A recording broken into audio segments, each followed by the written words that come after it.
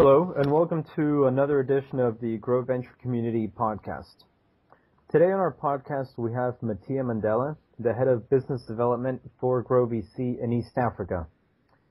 Good afternoon, Mattia. How are you? Good afternoon. How are you, journalist? I'm doing very well. Well, Mattia, we wanted to begin first by getting a little background on you. Can you tell us a little about yourself and about what you've done in Africa and especially in East Africa? Certainly.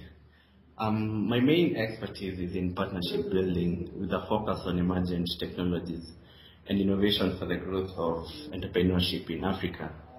I'm also very passionate about deployment of innovation in development of growth of industry. Because my background is in such experience, especially in the entrepreneurial needs of developing countries and application of social research to strategy. So that's my expertise in brief. How long have you been living in East Africa?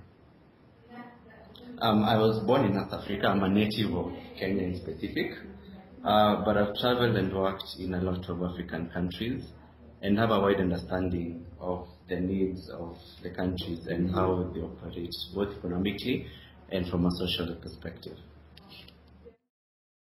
Now, we understand that right now you work very closely with the World Bank and have been spearheading some recent partnerships between the World Bank and GrowVenture Community. Can you give us a little more information in regards to what's going on there? Yes.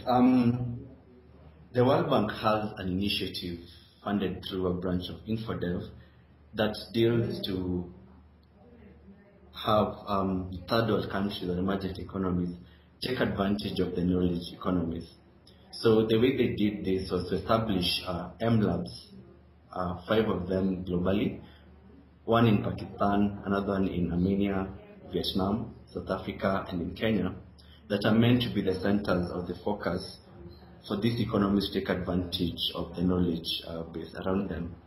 So they set up 5 such centers, and the one in Kenya handles East Africa. So my role here is to look at how we can harness opportunities in this region for them to build enterprise around growth of mobile and internet, so that can build these economies and build enterprise as well in the region. So the focus is really on incubation, training in mobile, and also in application of testing of devices to enable the all-rounded growth.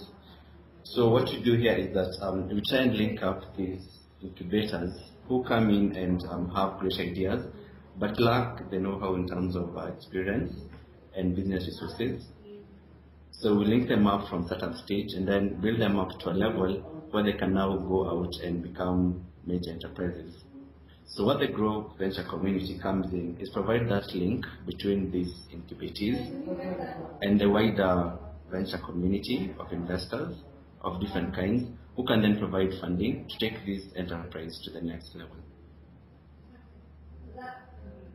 Okay, and in regards to the support that GrowVC is playing in this link, how exactly does that work? Really, in any ecosystem, especially in the things in developing worlds and really globally, there are 3 main challenges that startups face. One of them is lack of business research skills, that many of them cannot identify markets.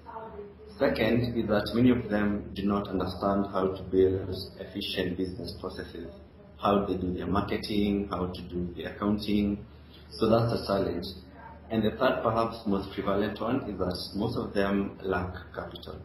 So it's this third pain point that GrowVC, the community, tends to address. Because Kenya is considered a mature capital market in this region. But unfortunately, the systems you have do not mobilize new capital, but rather access channel of circulating existing channels of capital.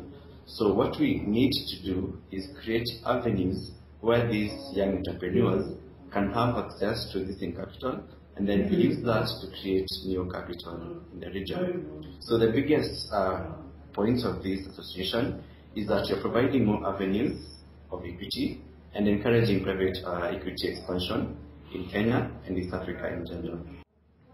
Now, for people who are interested in learning more about the partnership and in getting involved, how would they go about this? We have a blog post out on this partnership already. It's accessible through our website, GrowVC.com. It has been even posted as a main MLab blog post. The URL is pivoteast.com. So this information is out there. You can access through the website, and you even have a Twitter handle that shares information on the same.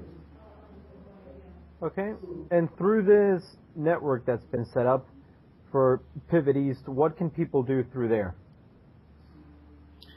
The Pivot East network grew out of the need to network the mobile community in East Africa, because it originated from Pivot East, a mobile application conference and competition we are holding in June. And the aim of this competition is bring players in the ecosystem to come together and grow the industry. So the conference itself will be in June from the 5th and 6th, and we've invited developers from the 6 East African countries who are coming to pitch the ideas to investors regionally. So in this conference, we'll have the top 25 pitches. We'll have investors from East Africa and the world over. We'll have regulators present. So we'll have people pitch the ideas, and the best idea gets funded to the tune of $50,000 US. So we saw that there's a lot of interest being generated, and you need to harness that energy so that you can have these communities keep up that conversation even after pivots. So we set up this network so that we can have, first of all, the link established to the larger body of investors, and secondly, that these startups that come from one geographical location can share insights on how best to leverage on the channel of investment that has been provided through our platform. So as far as how people can get more involved with MLabs, can you share a little bit more about exactly what the recent focus has been with MLabs in East Africa, what the short-term, the long-term goals are, and maybe a little bit more about how investors from outside, people who want to join the incubator, how they can get more involved? That's a good question. To answer that comprehensively, allow me to give you a picture of the African scene in terms of mobile and why Africa is the next big place in terms of mobile and internet. Just a few statistics off the cuff. We have just about 600 million mobile subscribers currently, and it's the second largest mobile market after Asia, and it's growing. So what this provides directly is a market that is unexplored. So given that statistic for Africa, and narrowing down to specific economies, there has been a lot of growth around internet and mobile. In Kenya, for instance, mobile is about 50% penetration rate. That translates to about 25 million connections. Internet is about 13 million. So this demographic provides a ready market for a lot of mobile and internet content. And this is what the World Bank realized, and through InfoDev decided to tap into this potential and exploit for the benefit of these economies. So what InfoDev does through its grant system is that it sets up incubators, what they call MLabs, throughout the African region. So there are 5 of them currently. One of them is in Pakistan, another one in Armenia, one in Vietnam, one in South Africa, and one was set up in Kenya. So the MLab in Kenya is the one that I'm currently based in. The MLab's mandate is threefold. The first one is to provide training on mobile technology. So we source for this talent from within the East African region,